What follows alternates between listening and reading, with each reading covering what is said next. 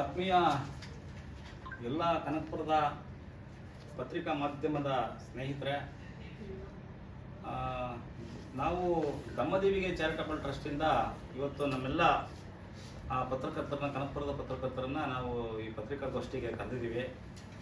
ಈ ಪತ್ರಿಕಾಗೋಷ್ಠಿಯ ಮೂಲ ಉದ್ದೇಶ ಮತ್ತು ಈ ಪತ್ರಿಕಾಗೋಷ್ಠಿಯನ್ನು ನಡೆಸ್ತಾ ಇರ್ತಕ್ಕಂಥ ಕಾರಣ ಏನಂತಂದರೆ, ಈ ಬಾರಿ ದಮ್ಮದೇವಿಗೆ ಚಾರಿಟಬಲ್ ಟ್ರಸ್ಟ್ನ ವತಿಯಿಂದ ಒಂದು ಕಾರ್ಯಕ್ರಮವನ್ನು ನಾವು ಅಂದ್ಕೊಂಡಿದ್ದೀವಿ. ವಿದ್ಯಾಮಾತೆ ಸಾವಿತ್ರಿಬಾಯಿ ಫುಲೆ ಅವರ ಜನ್ಮದಿನಾಚರಣೆ ಅಂಗವಾಗಿ ಅಕ್ಷರದಮ್ಮ ಅನ್ನುವಂಥ ಒಂದು ಕಾರ್ಯಕ್ರಮವನ್ನು ನಾವು ನಡೆಸ್ತಾ ಇದ್ದೀವಿ. ಅದರಿಂದಾಗಿ ಇದಕ್ಕೆ ಪೂರಕವಾಗಿ ಜನವರಿ 5ನೇ ತಾರೀಕು ಒಂದು ರಾಜ್ಯ ಮಟ್ಟದ ಹೊನಲು ಬೆಳಕಿನ ಕಬಡ್ಡಿ ಪಂದ್ಯಾವಳಿಯನ್ನು ಸಹ ಏರ್ಪಡಿಸಿದ್ದೀವಿ. ಹಾಗೆಯೇ ಅದರಲ್ಲಿ 7ನೇ ತಾರೀಕು ಅಕ್ಷರದಮ್ಮ ಒಂದು ಕಾರ್ಯಕ್ರಮವನ್ನು ಕೂಡ ಕೇಳಿರ್ತೀವಿ. ಅಕ್ಷರದಮ್ಮ ಒಂದು ಕಾರ್ಯಕ್ರಮವನ್ನು ನಾವು ನಡೆಸ್ತಾ ಇದ್ದೀವಿ. ಇದನ್ನು ನಾವು ಕಳೆದ ನಿಮ್ಮೆಲ್ಲರ ಸಹಕಾರದಿಂದ, ವಿಶೇಷವಾಗಿ ಕನಕಪುರದಲ್ಲಿರ್ತಕ್ಕಂಥ ಮಾಧ್ಯಮ ಸ್ನೇಹಿತರುಗಳ ಸಹಕಾರದಿಂದ ಕಳೆದ ಒಂದು 25 ವರ್ಷಗಳಿಂದಲೂ ಸಹ ಈ ಒಂದು ಕಾರ್ಯಕ್ರಮವನ್ನು ನಾವು ನಡೆಸ್ತಾ ಬರ್ತಾ ಇದ್ದೀವಿ. ಅದನ್ನು ವಿವಿಧ ಹೆಸರುಗಳಲ್ಲಿ ಇದುವರೆಗೂ ನಾವು ನಡೆಸಿದ್ದೀವಿ. ಅದು ವಿವಿಧ ಹೆಸರುಗಳು ನಿಮ್ಗೆಲ್ಲರೂ ಗೊತ್ತಿದೆ. ಸಾಕ್ಷರತೆಯ ಶಿಖರ, ಸಾಕ್ಷರ ಲೋಕದ ಶಿರೋಮಣಿ, ಅಕ್ಷರ ಲೋಕದ ಅಸ್ಮಿತೆ, ಅಕ್ಷರ ಜಗತ್ತಿನ ಆಶಾಕಿರಣ, ಶೂದ್ರರು ಮತ್ತು ಅಸ್ಪೃಶ್ಯರ ಅಂತರಂಗಕ್ಕೆ ಅಕ್ಷರದ ಶಕ್ತಿ ತುಂಬಿದ ಫುಲೆ ದಂಪತಿಗಳು, ಬೆಳಕಿನ ಬೀಜಾಕ್ಷರ ಮಾತೆ, ಅಕ್ಷರದ ಅಡಿಗಲ್ಲುಗಳು, ಈ ರೀತಿಯ ಹಲವು ವ್ಯಾಖ್ಯಾನಗಳ ಮೂಲಕ, ಹಲವು ವಿಭಿನ್ನ ಹೆಸರುಗಳ ಮೂಲಕ, ಒಂದು ರೋಮಾಂಚನಕಾರಿಯಾದಂಥ ಶಿರೋನಾಮೆಗಳ ಮೂಲಕ ನಾವು ಈ ಒಂದು ಕಾರ್ಯಕ್ರಮವನ್ನು ಹಮ್ಮಿಕೊಂಡು ಬರ್ತಾ ಇದ್ದೀವಿ. ನಮ್ಮ ಟ್ರಸ್ಟ್ ಕನಕಪುರದಲ್ಲಿ ಮೊಟ್ಟ ಮೊದಲ ಬಾರಿಗೆ ಸಾವಿತ್ರಿಬಾಯಿ ಫುಲೆ ಅವರ ಜನ್ಮದಿನದ ಕಾರ್ಯಕ್ರಮವನ್ನು ಆಚರಣೆ ಮಾಡಲಿಕ್ಕೆ ಶುರು ಮಾಡಿದ್ದು. ಅದರ ಪರಿಣಾಮವಾಗಿ 2018ರಲ್ಲಿ ನಮ್ಮ ದಮ್ಮದೇವಿಗೆ ಚಾರಿಟಬಲ್ ಟ್ರಸ್ಟ್ನ ಬ್ರೋಷರ್ಸು, ಪತ್ರಿಕಾ ಕಟಿಂಗ್ಸ್ಗಳು ಮತ್ತು ಕಾರ್ಯಕ್ರಮದ ವಿವರಗಳನ್ನು ನೋಡಿದಂಥ ರಾಜ್ಯ ಸರ್ಕಾರ, ಆವಾಗಿನ ರಾಜ್ಯ ಸರ್ಕಾರದ ಶಿಕ್ಷಣ ಮಂತ್ರಿಗಳಾಗಿದ್ದಂಥ ಸುರೇಶ್ ಕುಮಾರ್ ಅವರು ನಮ್ಮ ಟ್ರಸ್ಟ್ನ ಒತ್ತಾಯದ ಮೇರೆಗೆ ಸಾವಿತ್ರಿಬಾಯಿ ಫುಲೆ ಜನ್ಮದಿನ ಜನವರಿ 3ನ್ನ ಶಿಕ್ಷಕಿ ದಿನವನ್ನಾಗಿ ಆಚರಣೆ ಮಾಡಬೇಕು ಅಂತೇಳಿ ಅಕಾಡೆಮಿಕ್ ವಲಯಕ್ಕೆ, ಶೈಕ್ಷಣಿಕ ವಲಯಕ್ಕೆ ಸೂಚನೆ ಕೊಟ್ಟಿದೆ. ಅದರ ಪ್ರಕಾರ ಅದು ನಡೀತಾ ಇದೆ. ಆದರೆ ನಾವು ಯಾಕೆ ಈ ಒಂದು ಕಾರ್ಯಕ್ರಮವನ್ನು ಮಾಡ್ತಾ ಇದೀವಿ ಅಂತ ಹೇಳಿದ್ರೆ, ಈ ಭಾರತ ದೇಶದಲ್ಲಿರ್ತಕ್ಕಂಥ ಶೂದ್ರ ಮತ್ತು ಅಸ್ಪೃಶ್ಯ ವ್ಯಕ್ತಿಗಳಿಗೆ ಮತ್ತು ಮಹಿಳೆಯರಿಗೆ, ವಿಶೇಷವಾಗಿ ಭಾರತದ ಬಹುಪಾಲು ಜನರಿಗೆ ಶಿಕ್ಷಣ ಅನ್ನೋದನ್ನ ನಿಷೇಧಿಸಿ, ಶಿಕ್ಷಣವನ್ನ ಕೊಡದೇನೆ ಇಡೀ ಭಾರತದ ಸಾಮಾಜಿಕ ಅಂತರಂಗದ ಪ್ರಭಾವಲಯ ಒಂದು ಕತ್ತಲೆಯಲ್ಲಿ ಮುಳುಗೋಗಿತ್ತು. ಆ ಕಗ್ಗತ್ತಲೆಯಲ್ಲಿ ಮುಳುಗಿದ್ದಂತ ಈ ಸಮಾಜಕ್ಕೆ ಒಂದು ಅಕ್ಷರದ ರೂಪವನ್ನ, ಅಕ್ಷರದ ಬೆಳಕನ್ನ ತೋರಿಸಿದಂಥವರು ಮಹಾತ್ಮ ಫುಲೆ ದಂಪತಿಗಳು. ಸೊ ಹಾಗಾಗಿ ಮಹಾತ್ಮ ಫುಲೆ ದಂಪತಿಗಳು ತೋರಿಸಿದಂತ ಎಣೆಯಿಲ್ಲದ ಪ್ರೀತಿಯನ್ನ, ಮಿತಿ ಇಲ್ಲದ ಕರುಣೆಯನ್ನ ತೋರಿ ಅವರು ಎಲ್ಲ ಜಾತಿಯ ಮಕ್ಕಳಿಗೆ, ಮಹಿಳೆಯರಿಗೆ, ಹಿಂದುಳಿದ ಜಾತಿಗಳಿಗೆ ಅವರು ಈ ಒಂದು ಶಿಕ್ಷಣದ ಮಹತ್ವವನ್ನು ಅರ್ಥೈಸಿಕೊಂಡು ಶಿಕ್ಷಣವನ್ನ ಕೊಟ್ಟಿದ್ದಾರೆ. ಆದ್ರೆ ಇಷ್ಟು ದೊಡ್ಡ ಶಿಕ್ಷಣದ ಕ್ರಾಂತಿಯನ್ನ ಮಾಡಿರ್ತಕ್ಕಂಥ ಫುಲೆ ದಂಪತಿಗಳನ್ನ ಭಾರತ ದೇಶದಲ್ಲಿರ್ತಕ್ಕಂಥ ಯಾವುದೇ ಸರ್ಕಾರಗಳು, ಕೇಂದ್ರ ಮತ್ತು ರಾಜ್ಯ ಸರ್ಕಾರಗಳು, ಹಾಗೂ ಶೈಕ್ಷಣಿಕ ವಲಯದಲ್ಲಿರ್ತಕ್ಕಂಥ ಪ್ರಭಾವಶಾಲಿ ವ್ಯಕ್ತಿಗಳು ಮತ್ತು ವಿಶೇಷವಾಗಿ ಯಾವುದೇ ರಂಗದಲ್ಲಿರ್ತಕ್ಕಂಥ ವ್ಯಕ್ತಿಗೂ ಕೂಡ ಇವತ್ತು ಸಾವಿತ್ರಿಬಾಯಿ ಫುಲೆ ಮತ್ತು ಮಹಾತ್ಮ ಜ್ಯೋತಿಬಾ ಫುಲೆ ಅವರು ಅಪರಿಚಿತರಾಗಿದ್ದಾರೆ. ಯಾಕೆ ಅಂತಂದ್ರೆ, ಅವರು ಹಿಂದುಳಿದ ಜಾತಿಗಳಲ್ಲಿ ಸೇರಿ ಇದ್ದಾರೆ ಅನ್ನೋ ಕಾರಣಕ್ಕೋಸ್ಕರ, ಹಿಂದುಳಿದ ನೆಲೆಗಟ್ಟಿನಲ್ಲಿ ಅವರು ಬಂದಿದ್ದಾರೆ ಅನ್ನೋ ಕಾರಣಕ್ಕೋಸ್ಕರನೇ ದುರುದ್ದೇಶಪೂರ್ವಕವಾಗಿ ಅವರನ್ನ ಕೆಸರಿನಾಳಕ್ಕೆ ತುಳಿದು ಬಿಟ್ಟಿದ್ದಾರೆ. ನಮ್ಮ ಉದ್ದೇಶ ಏನು ಅಂತಂದ್ರೆ, ನಂದು ಒಂದು ಮೂಲಭೂತವಾದಂತ ಪ್ರಶ್ನೆ ಏನಂತಂದ್ರೆ, ಈ ಭಾರತ ದೇಶದಲ್ಲಿ ನಾಳೆ ಆಕ್ಚುಲ್ ಆಗಿ ಅವ್ರದ್ದು ಬರ್ತಡೇ ಇರೋದು, ಜನ್ಮದಿನ ಇರ್ತಕ್ಕಂಥದ್ದು ನಾಳೆ. ಇಡೀ ಭಾರತ ದೇಶದಲ್ಲಿ ಸಂಭ್ರಮ, ಅತ್ಯಂತ ಸಡಗರಗಳಿಂದ ನಾಳೆ ಹಬ್ಬ ಮಾಡಬೇಕು, ಸಾವಿತ್ರಿಬಾಯಿ ಫುಲೆ ಅವರ ಹಬ್ಬ ಮಾಡಬೇಕು. ಯಾಕೆಂದ್ರೆ ಅವರು ಶೈಕ್ಷಣಿಕ ಪ್ರಪಂಚದಲ್ಲಿ ಅವರು ತೋರಿರ್ತಕ್ಕಂಥ ಸಾಧನೆ, ಅವರು ನೆಟ್ಟಿರ್ತಕ್ಕಂಥ ಅಕ್ಷರದ ಬೀಜ ಇವತ್ತು ಬಹಳ ಬೃಹದಾಕಾರವಾಗಿ ಭಾರತ ದೇಶದ ಸಾಕ್ಷರತೆಯ ಪ್ರಮಾಣ 74% ಇದೆ. ಇದಕ್ಕೆ ಮುಖ್ಯವಾದಂತ ಕಾರಣ ಬಂದು ಸರ್ಕಾರಗಳಲ್ಲ ಮತ್ತು ಯಾವುದೇ ದೇವಾನುದೇವತೆಗಳಲ್ಲ, ಬೇರೆ ಯಾರು ಅಲ್ಲ. ಅದಕ್ಕೆ ಮುಖ್ಯವಾದಂತ ಕಾರಣ ಇವತ್ತು ಭಾರತದ ಸಾಮಾಜಿಕ ಅಂತರಂಗದಲ್ಲಿ ಸಾಕ್ಷರತೆಯ ಪ್ರಮಾಣ 74% ಇದೆ ಅಂತಂದ್ರೆ ಅದಕ್ಕೆ ಕಾರಣ ಸಾವಿತ್ರಿಬಾಯಿ ಫುಲೆ ಅವರು ಮತ್ತು ಮಹಾತ್ಮ ಜ್ಯೋತಿಬಾ ಫುಲೆ ಅವರು.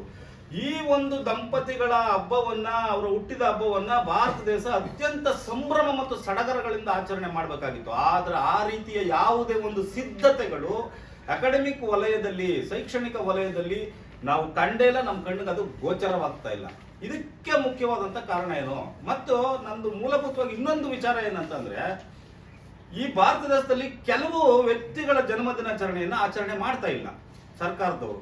ಅದರಲ್ಲಿ ಮುಖ್ಯವಾಗಿ ಯಾರು ಅಂತಂದ್ರೆ, ಗೌತಮ ಬುದ್ಧನ ಜನ್ಮದಿನವನ್ನು ಆಚರಣೆ ಮಾಡ್ತಾ ಇಲ್ಲ, ಸಾಮ್ರಾಟ್ ಅಶೋಕನ ಜನ್ಮದಿನವನ್ನು ಆಚರಣೆ ಮಾಡ್ತಾ ಇಲ್ಲ, ಸಂತ ಕಬೀರನ ಜನ್ಮದಿನವನ್ನು ಆಚರಣೆ ಮಾಡ್ತಾ ಇಲ್ಲ, ಮಹಾತ್ಮ ಫುಲೆ ದಂಪತಿಗಳ ಜನ್ಮದಿನವನ್ನು ಆಚರಣೆ ಮಾಡ್ತಾ ಇಲ್ಲ, ಕೇರಳದ ಶ್ರೀನಾರಾಯಣ ಗುರುಗಳ ಜನ್ಮದಿನವನ್ನು ಆಚರಣೆ ಮಾಡ್ತಾ ಇಲ್ಲ, ಛತ್ರಪತಿ ಶಾಹು ಮಹಾರಾಜ್ ಅವರ ಜನ್ಮದಿನವನ್ನು ಆಚರಣೆ ಮಾಡ್ತಾ ಇಲ್ಲ, ನಾಲ್ವಡಿ ಕೃಷ್ಣರಾಜ ಒಡೆಯರ್ ಅವರ ಜನ್ಮದಿನವನ್ನ ರಾಷ್ಟ್ರೀಯ ಹಬ್ಬಗಳ ಆಚರಣಾ ಸಮಿತಿಯಲ್ಲಾಗ್ಲಿ ಅಥವಾ ಪ್ರಜ್ಞಾವಂತ ವಲಯದಲ್ಲಾಗ್ಲಿ ಶೈಕ್ಷಣಿಕ ವಲಯದಲ್ಲಾಗ್ಲಿ ಈ ಮಹಾನ್ ವ್ಯಕ್ತಿಗಳ ಮೇರು ವ್ಯಕ್ತಿಗಳ ಜನ್ಮದಿನಗಳನ್ನ ಆಚರಣೆ ಮಾಡ್ತಾ ಇಲ್ಲ.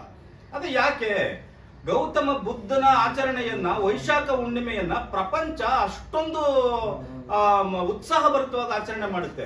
ಇಡೀ ವರ್ಲ್ಡ್ ಅಲ್ಲಿ, ಪ್ರಪಂಚದಲ್ಲೇ ಗೌತಮ ಬುದ್ಧನ ಜನ್ಮದಿನಾಚರಣೆ ಅಂದ್ರೆ ಅದೊಂದು ವಿಶೇಷ ದಿನ, ಅದು ಆಗ ಆಚರಣೆ ಮಾಡುತ್ತೆ. ಆದ್ರೆ ಭಾರತ ದೇಶದಲ್ಲೇ ಹುಟ್ಟಿದಂತ ಗೌತಮ ಬುದ್ಧನ ಜನ್ಮದಿನಾಚರಣೆಯನ್ನ ಯಾಕೆ ಭಾರತೀಯರು ಆಚರಣೆ ಮಾಡ್ತಾ ಇಲ್ಲ? ಇಡೀ ಭಾರತ ಪ್ರಪಂಚಕ್ಕೆ ಒಂದು ಮನಸ್ಸಿನ ಏಕಾಗ್ರತೆಯನ್ನ, ಧ್ಯಾನದ ಶಕ್ತಿಯನ್ನ ಮತ್ತು ಜನಜಾಗೃತಿಯನ್ನ ಉಂಟು ಮಾಡಿದಂತವನು, ಮೌಢ್ಯ ಕಂದಾಚಾರಗಳ ವಿರುದ್ಧ, ದೇವರು ಮತ್ತು ಆತ್ಮದ ವಿರುದ್ಧ ತೊಡೆತಟ್ಟಿ ನಿಂತು ಇಡೀ ಜಗತ್ತಿಗೆ ಒಂದು ದೊಡ್ಡ ಸಂಚಲನವನ್ನು, ಒಂದು ಕ್ರಾಂತಿಯನ್ನ ಉಂಟು ಮಾಡಿದಂತ, ಜಾಗೃತಿಯ ಕ್ರಾಂತಿಯನ್ನ ಉಂಟು ಮಾಡಿದಂತ ಗೌತಮ ಬುದ್ಧನ ಜನ್ಮದಿನಾಚರಣೆ ಈ ಭಾರತ ದೇಶದಲ್ಲಿ ಯಾಕೆ ಆಚರಣೆ ಮಾಡ್ತಾ ಇಲ್ಲ? ಎರಡನೇದು, ಸಮ್ರಾಟ್ ಅಶೋಕ್ ಅವರ ಜನ್ಮದಿನವನ್ನ ಆಚರಣೆ ಮಾಡ್ತಾ ಇಲ್ಲ. ಈ ಭೂಮಂಡಲದ ಮೇಲೆ ಮೊಟ್ಟ ಮೊದಲು ಪಶು ಚಿಕಿತ್ಸಾಲಯವನ್ನ ತೆರೆದು ಎಲ್ಲ ಜೀವಿಗಳನ್ನು ಉಪಚರಿಸಬೇಕು, ಕರುಣೆಯನ್ನ ತೋರಿಸಬೇಕು ಅಂತೇಳಿ ವಿಚಾರ ಮಾಡಿದಂಥವನು ಮತ್ತು ಈ ಭೂಮಂಡಲದ ಮೇಲೆ ಪಶು ಚಿಕಿತ್ಸಾಲಯವನ್ನು ತೆರೆದಂಥವನು ಸಾಮ್ರಾಟ್ ಅಶೋಕ. ಮತ್ತೆ 84,000 ಬೌದ್ಧ ವಿಹಾರಗಳನ್ನು ಪ್ರಪಂಚದಾದ್ಯಂತ ನಿರ್ಮಿಸಿ ಒಂದೇ ಸಾರಿ ಇಡೀ ಪ್ರಪಂಚಕ್ಕೆ ಜ್ಞಾನದ ಬೆಳಕನ್ನು ಕೊಟ್ಟಿರ್ತಕ್ಕಂಥವನು ಸಾಮ್ರಾಟ್ ಅಶೋಕ. ಮತ್ತೆ ಯುದ್ಧ ನೀತಿಯಿಂದ ಏನೂ ಆಗೋದಿಲ್ಲ ಅಂತೇಳಿ ಕರುಣೆಯನ್ನ, ಶಾಂತಿಯನ್ನ ಮತ್ತು ಬುದ್ಧತ್ವವನ್ನ ಒಪ್ಕೊಂಡು ಆ ನೆಲೆಗಟ್ಟಿನಲ್ಲಿ ಬಂದು ಕೆಲಸ ಮಾಡಿರ್ತಕ್ಕಂಥವನು ಸಾಮ್ರಾಟ್ ಅಶೋಕ. ಇಂಥ ದೊಡ್ಡ ಮೇರು ವ್ಯಕ್ತಿತ್ವ ಇರ್ತಕ್ಕಂಥ, ಮತ್ತೆ ನಿಮ್ಗೆ ಪ್ರಪಂಚದಲ್ಲೇ 3 ಜನ ವ್ಯಕ್ತಿಗಳು ದಿ ಗ್ರೇಟ್ ಪರ್ಸನಾಲಿಟಿ ಅವ್ರು ಸಿಗ್ತಕ್ಕಂಥದ್ದು. Ashoka the great, Akbar the great, Alexander the great. ಈ 3 ಜನ ಪ್ರಪಂಚದಲ್ಲಿ ನೀವು ಎಲ್ಲೋದ್ರೂ ಸಿಗ್ತಕ್ಕಂಥವ್ರು, ಗ್ರೇಟೆಸ್ಟ್ ವ್ಯಕ್ತಿತ್ವ ಇರ್ತಕ್ಕಂಥವ್ರು ಈ 3 ಜನ ಇದ್ದಾರೆ. ಈ 3 ಜನರ ಪೈಕಿ ಅಶೋಕ ದಿ ಗ್ರೇಟ್ ಮೊದಲ ವ್ಯಕ್ತಿ ಅವರು. ಅಂತಹ ವ್ಯಕ್ತಿ ಭಾರತೀಯನಾಗಿ ಹುಟ್ಟಿರ್ತಕ್ಕಂಥದ್ದನ್ನ ಅವನನ್ನ ಚಂಡಾಳ ಅಂತೇಳಿ, ಚಂಡಾಶೋಕ ಅಂತೇಳಿ ಕಡೆಗಣಿಸಲ್ಪಟ್ಟಿದ್ದಾರೆ ಈ ಭಾರತ ದೇಶದ ಇತಿಹಾಸ. ಯಾಕೆ ಇಂಥ ಮೇರು ವ್ಯಕ್ತಿಯ ಜನ್ಮದಿನವನ್ನು ಆಚರಣೆ ಮಾಡ್ತಾ ಇಲ್ಲ? ಸಂತ ಕಬೀರನನ್ನ ಯಾಕೆ ಆಚರಣೆ ಮಾಡ್ತಾ ಇಲ್ಲ? ಮಹಿಳಾ ಪ್ರತಿಪಾದಕ, ಈ ಭೂಮಿಯ ಮೇಲೆ ಮೊಟ್ಟ ಮೊದಲ ಮಹಿಳಾ ಪ್ರತಿಪಾದಕ, ಮಹಿಳಾ ಸಮಾನತೆಯ ಪ್ರತಿಪಾದಕರಾಗಿರ್ತಕ್ಕಂಥ ಸಂತ ಕಬೀರನ ಜನ್ಮದಿನವನ್ನು ಆಚರಣೆ ಮಾಡ್ತಾ ಇಲ್ಲ. ಅದೇ ರೀತಿ ಈ ಭಾರತ ದೇಶದ ಒಂದು ಸಾಮಾಜಿಕ ವ್ಯವಸ್ಥೆಗೆ ನಿಷೇಧಿಸಲ್ಪಟ್ಟಂತ ಅಕ್ಷರವನ್ನ ತಂದುಕೊಟ್ಟಿರ್ತಕ್ಕಂಥ, ಅಕ್ಷರದ ಕ್ರಾಂತಿಯನ್ನ ಉಂಟು ಮಾಡಿರ್ತಕ್ಕಂಥ ಜ್ಯೋತಿಬಾ ಫುಲೆಗಳ ಜನ್ಮದಿನವನ್ನು ಆಚರಣೆ ಮಾಡ್ತಾ ಇಲ್ಲ. ಹೀಗೆ ಮೇರು ವ್ಯಕ್ತಿಗಳನ್ನ ಕಡೆಗಣಿಸಿರ್ತಕ್ಕಂಥ ಈ ದೇಶದಲ್ಲಿ ಸಾಧು, ಸಂತರು, ಸನ್ಯಾಸಿಗಳು, ದಿಕ್ಕಿಲ್ದವರು ಎಲ್ರಿಗೂ ಬರ್ತಡೆಯನ್ನ ಆಚರಣೆ ಮಾಡ್ತಾ ಇದ್ದಾರೆ. ಎಲ್ಲ ಬರ್ತಡೆಗಳು ರಾಷ್ಟ್ರೀಯ ಹಬ್ಬಗಳ ಆಚರಣಾ ಸಮಿತಿ ಮುಖಾಂತರನೇ ಸೇರ್ಕೊಂಡಿದ್ದಾವೆ. ಆದ್ರೆ ನೈಜವಾಗಿ ಈ ದೇಶದಲ್ಲಿ ಕ್ರಾಂತಿ ಮಾಡಿರ್ತಕ್ಕಂಥವ್ರು, ನೈಜವಾಗಿ ಜನಜಾಗೃತಿಯನ್ನ ಉಂಟು ಮಾಡಿರ್ತಕ್ಕಂಥವ್ರು, ನೈಜವಾಗಿ ವಿಚಾರದ ಪ್ರತಿಪಾದಕರು, ಸತ್ಯದ ಪ್ರತಿಪಾದಕರಾಗಿರ್ತಕ್ಕಂಥ ಈ ನಾನು ಹೇಳಿದಂತ ಮೇರು ವ್ಯಕ್ತಿಗಳ ಜನ್ಮದಿನವನ್ನ ಆಚರಣೆ ಮಾಡದಿರ್ತಕ್ಕಂಥದ್ದು ಇದು ಚಾರಿತ್ರಿಕ ದ್ರೋಹವಾಗಿದೆ ಅಂತಕ್ಕಂಥದ್ದನ್ನ ನಮ್ಮ ದಮ್ಮದೇವಿಗೆ ಚಾರಿಟಬಲ್ ಟ್ರಸ್ಟ್ ಒತ್ತಿ ಹೇಳ್ತಾ ಇದೆ. ಆದ್ರಿಂದ ಈ ಒಂದು ಮೇರು ವ್ಯಕ್ತಿಗಳ ಜನ್ಮದಿನವನ್ನ ರಾಷ್ಟ್ರೀಯ ಹಬ್ಬಗಳ ಆಚರಣಾ ಸಮಿತಿಯ ಪಟ್ಟಿಯಲ್ಲಿ ತಗೊಂಡು ಬರಬೇಕು ಸರ್ಕಾರ. ಕಾಂಗ್ರೆಸ್ ಇರ್ಬೋದು, ಅದು ಬಿಜೆಪಿ ಇರ್ಬೋದು, ದಳ ಇರ್ಬೋದು, ಯಾವುದೇ ಇರಬಹುದು. ಈ ಮೇರು ವ್ಯಕ್ತಿಗಳ ಜನ್ಮದಿನವನ್ನ ಸರ್ಕಾರ ರಾಷ್ಟ್ರೀಯ ಹಬ್ಬಗಳ ಆಚರಣಾ ಪಟ್ಟಿಯಲ್ಲಿ ತರಬೇಕು. ವಿಶೇಷವಾಗಿ ಸಾವಿತ್ರಿಬಾಯಿ ಫುಲೆ ಅವರ ಜನವರಿ 3 ರಾಷ್ಟ್ರೀಯ ಶಿಕ್ಷಕಿ ದಿನವನ್ನಾಗಿ ಘೋಷಣೆ ಮಾಡಬೇಕು. ಈಗ ರಾಷ್ಟ್ರೀಯ ಶಿಕ್ಷಕರ ದಿನವನ್ನ ಸರ್ವಪಲ್ಲಿ ರಾಧಾಕೃಷ್ಣನ್ ಅವರ ಹೆಸರು ಘೋಷಣೆ ಮಾಡಿದೆ, ಅದಾಗಿದೆ. ಆದ್ರೆ ಶಿಕ್ಷಕಿ ದಿನ ಅಂತಕ್ಕಂಥದ್ದು ಬಾಕಿ ಇದೆ. ಶಿಕ್ಷಕಿ ದಿನವನ್ನ ಒಂದು ಆದ್ಯತೆಯನ್ನ ಕೊಡಬೇಕು. ಮಹಿಳಾ ಮೀಸಲಾತಿಯನ್ನ, ಮಹಿಳಾ ಹೋರಾಟಗಾರರ ವಿಚಾರವನ್ನ, ಮಹಿಳೆಯ ವಿಚಾರವನ್ನ ಪ್ರತಿಪಾದಿಸ್ತಾ ಇರ್ತಕ್ಕಂಥ ಇಂಥ ದೊಡ್ಡ ಸಂವಿಧಾನ ಇರ್ತಕ್ಕಂಥ ಈ ದೇಶದಲ್ಲಿ ಸಂವಿಧಾನದ ಪಾಲನೆನೇ ಆಗ್ತಾ ಇಲ್ವಲ್ಲ. ಮಹಿಳೆಯನ್ನ ಶಿಕ್ಷಕಿಯಾಗಿ ಗುರುತಿಸಬೇಕಲ್ಲ. ಜನವರಿ 3 ರಾಷ್ಟ್ರೀಯ ಶಿಕ್ಷಕಿ ದಿನವನ್ನಾಗಿ ಘೋಷಣೆ ಮಾಡಬೇಕು. ಫುಲೆ ದಂಪತಿಗಳಿಗೆ ಒಂದು ಭಾರತ ರತ್ನ ಪ್ರಶಸ್ತಿಯನ್ನ, ಶ್ರೇಷ್ಠ ಪುರಸ್ಕಾರವನ್ನ ಕೊಡಬೇಕು ಅಂತ ಹೇಳಿ ನಾನು ಈ ಮುಖಾಂತರ ಒತ್ತಾಯ ಮಾಡ್ತೀನಿ. ಯಾಕಂದ್ರೆ ಸ್ನೇಹಿತರೆ, 1954ನೇ ಇಸವಿನಲ್ಲಿ ಭಾರತ ರತ್ನ ಪ್ರಶಸ್ತಿ ಪುರಸ್ಕಾರವನ್ನ ಕೊಡಬೇಕು ಅಂತ ಹೇಳಿ ಕೇಂದ್ರ ಸರ್ಕಾರದವರು ತಂದಿದ್ದು. ಅದು ತಂದಿದ ತಕ್ಷಣನೇ 1955ಕ್ಕೆ ಜವಾಹರ್ಲಾಲ್ ನೆಹರುಗೆ ಅದನ್ನ ಘೋಷಣೆ ಮಾಡಿದ್ದಾರೆ. ನೆಹರು ಅವರ ಕಾಂಟ್ರಿಬ್ಯೂಷನ್ ಏನು? ಶೈಕ್ಷಣಿಕ ವಲಯದಲ್ಲಿ ಇರ್ಬೋದು ಅಥವಾ ಸೇವಾ ವಲಯದಲ್ಲಿ ಇರ್ಬೋದು, ಬೇರೆ ಯಾವುದೇ ವಲಯದಲ್ಲಿ ಇರ್ಬೋದು. ಜ್ಯೋತಿಬಾ ಫುಲೆ ಅವ್ರಿಗಿಂತಲೂ ಸಾಧನೆಯನ್ನೇನು ನೆಹರೂರವರು ಮಾಡಿರಲಿಲ್ಲ. ಆದ್ರೂ ಕೂಡ ನೆಹರೂರವರಿಗೆ ಈ ಈ ಎಲ್ಲ ವಲಯದಲ್ಲೂ ಕೂಡ ಪ್ರಪ್ರಥಮವಾಗಿ ಭಾರತ ರತ್ನವನ್ನ ಘೋಷಣೆ ಮಾಡಿದ್ದಾರೆ. ಅದರ ಜೊತೆಗೆ ಇಂದಿರಾ ಗಾಂಧಿ ಅವರಿಗೆ ಭಾರತ ರತ್ನವನ್ನ ಕೊಟ್ಟಿದ್ದಾರೆ. ಅದರ ಜೊತೆಗೆ ರಾಜೀವ್ ಗಾಂಧಿ ಅವರಿಗೆ ಭಾರತ ರತ್ನ ಪ್ರಶಸ್ತಿಯನ್ನ ಪುರಸ್ಕಾರವನ್ನ ಕೊಡಲಾಗಿದೆ ಈ ದೇಶದಲ್ಲಿ. ಅಂದ್ರೆ ಅವರೆಲ್ಲರೂ ಬದುಕಿರುವಾಗಲೇ ಕೊಟ್ಟಿದ್ದಾರೆ. ಮರಣೋತ್ತರವಾಗಿ ಕೊಡಬೇಕಾಗಿರ್ತಕ್ಕಂಥ ಭಾರತ ರತ್ನ ಪ್ರಶಸ್ತಿಯನ್ನ ಕಾಂಗ್ರೆಸ್ನವರು ತಿಮ್ಮಪ್ಪನ ಮದುವೆಯಲ್ಲಿ ತಮ್ಮವರ ಊಟ ಮಾಡ್ಕೊಬಿಟ್ರು ಅನ್ನೋ ತರದಲ್ಲಿ ಒಂದು ಸಿದ್ಧಾಂತದ ಮೇಲೆ ಎಲ್ಲ ಅವ್ರವ್ರಿಗೆ ಕೊಟ್ಕೊಂಡಿದ್ದಾರೆ ಹೊರತಾಗಿ ನೈಜವಾಗಿ ಕೆಲಸ ಮಾಡಿರ್ತಕ್ಕಂಥ ಮರಣೋತ್ತರವಾದಂತ ಭಾರತ ರತ್ನವನ್ನು ಸಾವಿತ್ರಿಬಾಯಿ ಫುಲೆ ದಂಪತಿಗಳಿಗಾಗ್ಲಿ, ಗೌತಮ ಬುದ್ಧನ್ಗಾಗ್ಲಿ, ಬಸವಣ್ಣನವ್ರಿಗಾಗ್ಲಿ, ಯಾರ್ಯಾರು ಹಿಂದುಳಿದ ಜಾತಿಗಳಲ್ಲಿ ಕೆಲಸ ಮಾಡಿದ್ದಾರೆ, ಒಂದು ಜನಜಾಗೃತಿಯನ್ನು ಉಂಟು ಮಾಡಿದರೆ ಅವ್ರು ಯಾರಿಗೂ ಕೊಡದೇ ಇರತಕ್ಕಂಥದ್ದು ಇವರು ಈ ಜನ ಸಮಾಜಕ್ಕೆ ಮಾಡಿರ್ತಕ್ಕಂಥ ದ್ರೋಹ ಅಂತಕ್ಕಂಥದ್ದನ್ನು ನಾವು ಪರಿಗಣಿಸಬೇಕಾಗುತ್ತೆ. ಸೊ ಆದ್ರಿಂದ ಒಂದು ಭಾರತ ರತ್ನ ಪ್ರಶಸ್ತಿ ಆಮೇಲೆ ಇದು ಕಾಂಗ್ರೆಸ್ನವ್ರು ಮಾತ್ರ ಅಲ್ಲ, ಬಿಜೆಪಿನವ್ರು ಮಾಡಿರೋದು ಅದನ್ನೇ. ಲಾಲ್ ಕೃಷ್ಣ ಅದ್ವಾನಿ ಅವ್ರಿಗೂ ಭಾರತ ರತ್ನ ಕೊಟ್ಟಿದ್ದಾರೆ. ಇನ್ಯಾರ್ಯಾರಿಗೋ ಬೇರೆ ಬೇರೆಯವ್ರ ಪಕ್ಷದ ಕಾರ್ಯಕರ್ತರಿಗೆಲ್ಲ ಕೊಟ್ಟಿದ್ದಾರೆ. ಅವರ ಪಕ್ಷದ ಕಾರ್ಯಕರ್ತರಿಗೆ ಕೊಡಕ್ಕಲ್ಲ ಈ ಭಾರತ ರತ್ನ ಪ್ರಶಸ್ತಿ ಉಟ್ಕೊಂಡಿರ್ತಕ್ಕಂಥದ್ದು. ಅದು ನಿಸ್ಸಂಶಯವಾಗಿ ಎಲ್ಲ ಜಾತಿಯಲ್ಲಿ ಕೆಲಸ ಮಾಡಿರ್ತಕ್ಕಂಥ ಸಮಸ್ತರಿಗೂ ಸಲ್ಲುವಂತ ಕೆಲಸ ಮಾಡಿರ್ತಕ್ಕಂಥ ಮೇರು ವ್ಯಕ್ತಿಗಳಿಗೆ ಕೊಡಬೇಕಾಗಿರ್ತಕ್ಕಂಥ ಪ್ರಶಸ್ತಿ ಮತ್ತು ಪುರಸ್ಕಾರ ಆಗಿದೆ. ಅದು ಬಿಜೆಪಿ ಬಂದಾಗ ಬಿಜೆಪಿ ಕೇಡರ್ಸ್ ಕೊಡ್ತಕ್ಕಂಥದ್ದು, ಕಾಂಗ್ರೆಸ್ನವ್ರು ಬಂದಾಗ ಕಾಂಗ್ರೆಸ್ ಕೇಡರ್ ಕೊಡ್ತಕ್ಕಂಥದ್ದು, ಇನ್ಯಾರ್ದೋ ಸರ್ಕಾರ ಬಂದಾಗ ಇನ್ಯಾರ್ಗೋ ಕೊಡ್ತಕ್ಕಂಥದ್ದಕ್ಕಲ್ಲ ಅದು ಭಾರತ ರತ್ನ ಪ್ರಶಸ್ತಿ ಇರ್ತಕ್ಕಂಥದ್ದು, ಭಾರತ ರತ್ನ ಪುರಸ್ಕಾರ ಇರ್ತಕ್ಕಂಥದ್ದು. ಸೊ ಆದ್ರಿಂದ ಸರ್ಕಾರಗಳಿಗೆ ಇಚ್ಛಾಶಕ್ತಿ ಇರಬೇಕು. ಅದು ಕೇಂದ್ರ ಇರಲಿ ರಾಜ್ಯ ಇರಲಿ, ಸರ್ಕಾರಗಳಿಗೆ ಒಂದು ಇಚ್ಛಾಶಕ್ತಿ ಇರಬೇಕು. ಇಂಥ ಮಹಾನ್ ವ್ಯಕ್ತಿಗಳನ್ನ, ಮೇರು ವ್ಯಕ್ತಿಗಳನ್ನ ಗೌರವಿಸಿ ಅದಕ್ಕೆ ಕೊಟ್ರೆ ಮಾತ್ರನೇ ಆ ಭಾರತ ರತ್ನ ಪ್ರಶಸ್ತಿ ಪುರಸ್ಕಾರಕ್ಕೆ ಒಂದು ಗೌರವ ಬರುತ್ತೆ ಅಂತಕ್ಕಂಥ ವಿಚಾರವನ್ನ ನಾನು ಹೇಳ್ತಾ, ಈ ಕಾರ್ಯಕ್ರಮದಲ್ಲಿ ನಾವು ಜನವರಿ 7ನೇ ತಾರೀಕು ಒಂದು ಸಾಹಿತ್ಯವನ್ನ ಹೊರಗಡೆ ತರ್ತಾ ಇದೀವಿ. ಅಕ್ಷರಧಾಮ ಅಂತಕ್ಕಂಥ ಒಂದು ಸಾಹಿತ್ಯವನ್ನ ಸೋಸಲೆ ಗಂಗಾಧರ್ ಅವರಿಂದ ರಚನೆ ಆಗಿರ್ತಕ್ಕಂಥ ಹಲವು ಬುದ್ಧನ ಹಾಡುಗಳನ್ನ, ಮತ್ತೆ ಪುಲೆ ದಂಪತಿಗಳಿಗೆ ಸಂಬಂಧಿಸಿದ ಸಾಹಿತ್ಯವನ್ನ, ಮತ್ತು ಬಸವಾದಿ ಶರಣರಿಗೆ ಸಂಬಂಧಿಸಿದಂತ ಒಂದು ಸಾಹಿತ್ಯವನ್ನ, ಮತ್ತು ನಾಲ್ವಡಿ ಕೃಷ್ಣರಾಜ ಒಡೆಯರ್ ಅವರಿಗೆ ಸಂಬಂಧಿಸಿದಂತ ಒಂದು ಸಾಹಿತ್ಯವನ್ನ ತರೋದರ ಮೂಲಕ ಅಕ್ಷರಧಾಮ ಅಂತಕ್ಕಂಥ ಒಂದು ಕಾರ್ಯಕ್ರಮ, ಒಂದು ಸಾಹಿತ್ಯವನ್ನ ಹೊರಗಡೆ ತರ್ತಾ ಇದೀವಿ.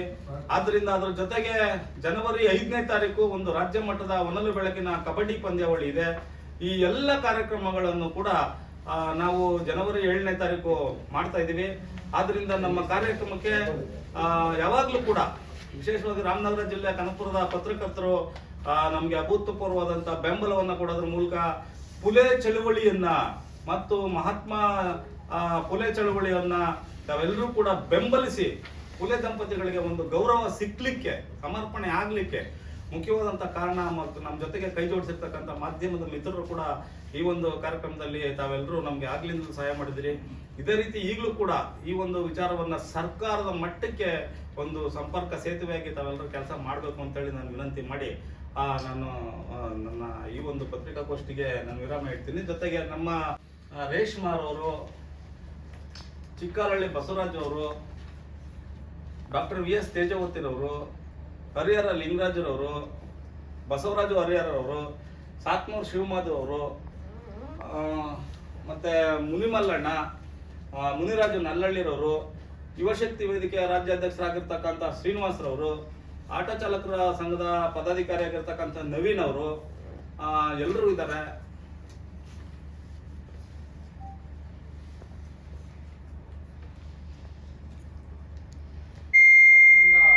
ಮಹಾಸ್ವಾಮೀಜಿಯವರು, ಅದೇ ರೀತಿ ಬೆಂಗಳೂರು ಮಹಾಬೋಧಿ ಸಂಸ್ಥೆಯ ಆನಂದ ಬಂತೇಜಿರವರು, ಚಂದ್ರಶೇಖರ ಕಂಬಾರರವರು, ಮತ್ತು ಪ್ರತಿರೋಧದ ಕವಿಗಳಾಗಿರ್ತಕ್ಕಂಥ ಕೋಟ್ಗಾನಹಳ್ಳಿ ರಾಮಯ್ಯನವರು, ಅದೇ ರೀತಿ ಶಂಕರ್ ದೇವನವರು ಅಂತೇಳಿ ಸಂಸ್ಕೃತಿ ಚಿಂತಕರಾಗಿರ್ತಕ್ಕಂಥವ್ರು, ಪ್ರೊಫೆಸರ್ ನಂಜರಾಜ ಅರಸ್ತೂರ್ ಅವರು, ಮೈಸೂರು ಇತಿಹಾಸದ ಹಳೆಯ ಪುಟಗಳ ತಜ್ಞರಾಗಿರ್ತಕ್ಕಂಥ ನಂಜರಾಜ ಅರಸ್ತೂರ್ ಅವರು, ಮತ್ತು ವಕೀಲರ ಕ್ಷೇತ್ರದಲ್ಲಿ ಕೆಲಸ ಮಾಡ್ತಾ ಇರ್ತಕ್ಕಂಥ ಹೈಕೋರ್ಟಿನ ಮುಖ್ಯ ವಕೀಲರುಗಳ ಪೈಕಿ ಒಬ್ಬರಾಗಿರ್ತಕ್ಕಂಥ ಡಾಕ್ಟರ್ ಶಿಲ್ಪಾರವರು, ಮತ್ತು ವಿಕಾಸ ಕಟ್ಟಡ ಕಾರ್ಮಿಕ ಸಂಘದ ಅಧ್ಯಕ್ಷರಾಗಿರ್ತಕ್ಕಂಥ ಶಿವಸ್ವಾಮಿರವರು, ಶುಭೋದಯ ಆಸ್ಪತ್ರೆಯ ಡಾಕ್ಟರ್ ತೇಜವತಿ ಅವರು, ಮತ್ತು ಹೃದಯ ರೋಗ ತಜ್ಞರು ಆಗಿರ್ತಕ್ಕಂಥ ಈ ಟ್ರಸ್ಟಿನ ಪೋಷಕರು ಆಗಿರ್ತಕ್ಕಂಥ ಡಾಕ್ಟರ್ BC ಬೊಮ್ಮಯ್ಯರವರು, ಇವರೆಲ್ಲರೂ ಮಹಾನ್ ವ್ಯಕ್ತಿಗಳು ಈ ಕಾರ್ಯಕ್ರಮದಲ್ಲಿ ಭಾಗವಹಿಸ್ತಾ ಇದ್ದಾರೆ. ಹಾಗಾಗಿ ಈ ಕಾರ್ಯಕ್ರಮ ಜನವರಿ 7ನೇ ತಾರೀಕು ಬೆಳಿಗ್ಗೆ 10 ಗಂಟೆಗೆ ಅಯ್ಯಪ್ಪ ಸ್ವಾಮಿ ದೇವಾಲಯದ ಅದು ಮುಖ್ಯವಾದ ದ್ವಾರದಿಂದ ಅದು ಮೆರವಣಿಗೆ ಹೊರಟು ಅಂಬೇಡ್ಕರ್ ಭವನದವರೆಗೂ ಮೆರವಣಿಗೆನಲ್ಲಿ ಬಂದು ಅದರ ಮುಖಾಂತರ ಕಾರ್ಯಕ್ರಮದ ವೇದಿಕೆಯಲ್ಲಿ ಅನೇಕ ಜಾನಪದ ಕಲಾ ತಂಡಗಳ ನೃತ್ಯಗಳ ಮೆರವಣಿಗೆ ಇರುತ್ತೆ. ಜೊತೆಗೆ ಅಲ್ಲಿ ಒಂದು ಅಕ್ಷರಧಾಮ ಅಂತಕ್ಕಂಥ ಒಂದು ಧ್ವನಿ ಸುರುಳಿಯ ಬಿಡುಗಡೆ ಕಾರ್ಯಕ್ರಮ ಇರ್ತದೆ. ಅದ್ರ ಜೊತೆಗೆ ಒಂದು ವೈಚಾರಿಕ ಚಿಂತನೆಗಳಿಗೆ ಈಡು ಮಾಡುವಂತ ವೈಚಾರಿಕ ಚರ್ಚೆ ಆ ಒಂದು ಸಂವಾದ ಕಾರ್ಯಕ್ರಮದಲ್ಲಿ ಇರುತ್ತೆ. ಅದ್ರ ಜೊತೆಗೆ ಸಂಜೆಗೆ ಎಲ್ಲ ಶಾಲಾ ಕಾಲೇಜುಗಳ ವಿದ್ಯಾರ್ಥಿಗಳಿಂದ ಒಂದು ಸಾಂಸ್ಕೃತಿಕ ನೃತ್ಯ ಕಲಾ ತಂಡಗಳ ಇದು ಪ್ರದರ್ಶನ ಇರುತ್ತೆ.